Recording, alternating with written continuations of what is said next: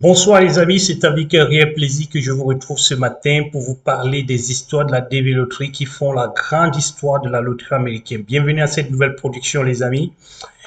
Comme vous le savez, nous sommes le week-end et le week-end c'est l'analyse, c'est la place à l'analyse des données CAC. Effectivement, les données CAC ont été mises à jour aujourd'hui. Un petit peu comme nous l'avons prévu, comme cela se fait depuis la tradition. Il y a donc certaines mises à jour en ce qui concerne ces informations. Et comme je vous l'ai dit lors de la dernière vidéo, de notre précédente vidéo, où nous vous avons recommandé de ne plus vous intéresser à cette partie parce que c'est déjà clôturé. D'accord? C'est déjà clôturé intégralement parce que nous avons 35 104 visas qui sont accordés avec 17 000 visas réservés et nous avons 5 600 qui sont en procédure administrative selon l'article 221 et 440 qui sont en procédure administrative. Et puis, vous avez 3102 qui sont en refusette, les amis. Cette colonne, cette ligne n'est plus intéressante pour vous. Ce qui doit maintenant être intéressant pour vous, c'est en ce qui vous concerne. Ce qui vous concerne, si vous êtes de l'Afrique, sachez que vous avez 12 230 visas qui sont déjà accordés à la date d'hier vendredi et que il y a 6680 lettres. Ça veut dire que ça annonce une bonne nouvelle pour l'Afrique.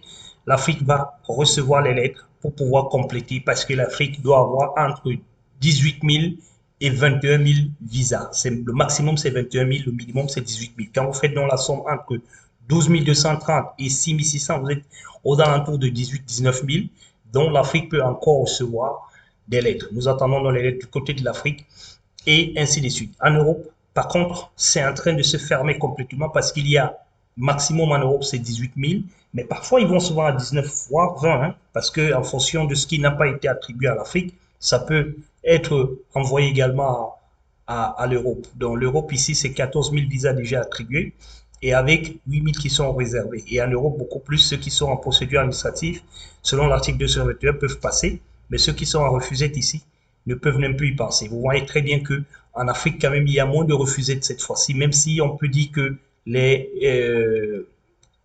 procédures administratives 237, les procédures administratives selon l'article 221 sont de plus en plus nombreux du côté de l'Afrique. Est-ce que c'est pas ça qui a fait diminuer la partie refusette? Nous ne savons pas, nous ne pouvons pas nous conclure là maintenant. Mais sachez les amis que la DV 2023 est en train de finir et que le dernier visa bulletin sera donc attendu le mois prochain et que les dernières lettres également seront attendues le mois prochain, sachant que ce mois-ci, nous allons avoir quelques lettres encore et le mois prochain, nous allons avoir les toutes dernières lettres pour pouvoir passer les interviews en septembre. Voilà donc les amis, les informations que nous tenons quand même à vous informer et à vous donner pour la suite de la procédure. Sachez donc que de façon individuelle, nous n'allons plus tellement nous intéresser parce que ce n'est plus très avantageux pour nous pour essayer. La seule chose que je veux tout simplement vous inviter à voir, c'est de voir qu'il y a eu un certain nombre de réservations de lettres aussi qui se sont fait. Bon, ça c'est pas l'Afrique, hein, ça ce sont les CN qui sont situés en Europe. Ce sont les Africains qui sont en Europe, qui sont à ISL du côté de l'Europe.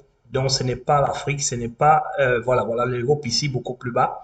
Il y a l'Europe, il y a l'Asie, il y a l'Océanie, mais ce sont les étrangers qui y trouvent. Donc il y a eu donc 136 visas qui ont été réservés encore du côté non pardon 333 visas qui ont été réservés du côté de l'Europe avec des antécédents et ça fait environ 136 CN qui ont été traités. Voilà donc les amis les formations du jour et ça c'était le 2 juin. Ce sont les informations qui ont été mises à jour le 2 juin. Donc ce sont les lettres qui ont été envoyées le 2 juin vers ces différentes ambassades. Et c'est seulement cette ambassade ici, hein, ISL, l'ambassade ISL, et oui, s'il vous plaît, ISL pour le côté Asie, et puis DIA pour le côté Europe. Voilà dans les deux ambassades qui ont déjà eu, avec quelques exceptions que nous pouvons remarquer. Voilà donc les amis, chose promise, chose due en ce qui concerne les données CAC, ne revenons plus dans le fond pour pouvoir interpréter, mais il restons focus tout simplement pour essayer de suivre l'envoi des lettres.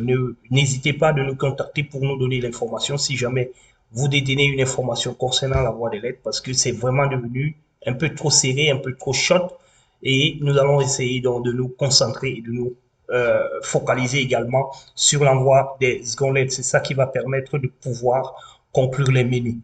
Pour ce qui est de l'intégration aux États-Unis, nous allons revenir très rapidement dans nos prochaines vidéos pour vous parler de l'intégration aux États-Unis qui commence déjà à faire un peu full. Vous savez très bien que nous l'avons proposé. Nous avons dit que nous allons commencer à nous intéresser à la DV 2024 à partir du moment où les informations ont été mises à jour, ont été balancées, les résultats, je vais dire. Maintenant que les résultats sont là, beaucoup de personnes sont en train de découvrir qu'ils ont été sélectionnés à la DV. Beaucoup ont déjà soumis leur DS260 et chose qui est intéressante cette fois-ci, il n'y a pas de blocage au niveau de nos informations des sites parce que c'est le même site internet qui regroupe souvent les deux années consécutives et ça crée souvent un certain nombre de dysfonctionnements. Mais cette année, nous avons quand même nous avons constaté que les informaticiens du KCC travaillent vraiment bien cette année pour ne pas se retrouver ni avec un blocage au niveau de la consultation des résultats, pas de blocage au niveau de remplissage de la DS260 aussi, pas de blocage également au niveau du suivi des informations concernant la DV 2023. Voilà donc cette information qui est une très bonne information, une information capitale pour nous et capitale pour tous ceux qui sont également en train de passer leur interview ou alors qui sont en attente de leur seconde lettre. Nous restons donc focalisés maintenant. Nous allons, pour autant, comme les choses sont en train de se calmer, nous allons commencer par vous faire parvenir des informations, vous qui êtes déjà sur le sol américain.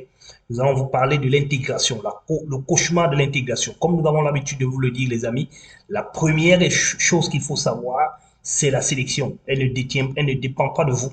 Et la seconde chose qu'il faut savoir, c'est l'intégration également qui ne dépend pas de vous, entre guillemets.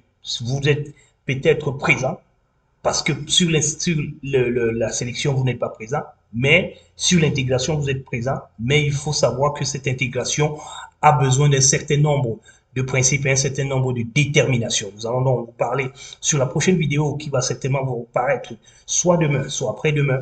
Vous allez donc vous parler de ce fameux problème de l'intégration aux États-Unis qui est le cauchemar de beaucoup de personnes, beaucoup plus les Africains que les Européens, que les Asiatiques. Mais les Africains sont vraiment une intégration cauchemardesque, tout simplement parce que beaucoup de personnes négligent un petit peu cette phase. Nous allons donc vous faire une très grande vidéo là-dessus qui va vous parler des cas, qui vont vous remonter un petit peu les situations des uns et des autres afin que vous puissiez savoir ce qui vous attend dans les prochains jours si jamais vous avez votre visa. Et vous dire également comment est-ce que vous devez éviter les pièges. Vous dire aussi ce qui est nouveau pour vous, quels sont la vie des scammers aux États-Unis, comment est-ce que ça se passe, avez-vous besoin d'une assurance, avez-vous besoin, parce que ce qu'il faut savoir ici, c'est que les soins de santé sont extrêmement chers. Comment faire pour avoir une voiture, l'assurance voiture également. Nous allons vous parler de toutes ces choses-là de façon progressive jusqu'à la fin de la DB 2023 parce que ça nous donne suffisamment d'espace maintenant pour pouvoir commenter un petit peu la vie aux États-Unis. Voilà donc les amis, vous qui êtes aux États-Unis et qui vous sentiez un petit peu écarté dans cette chaîne, sachez que l'heure a sonné pour vous. D'ici là, portez-vous bien. À très bientôt.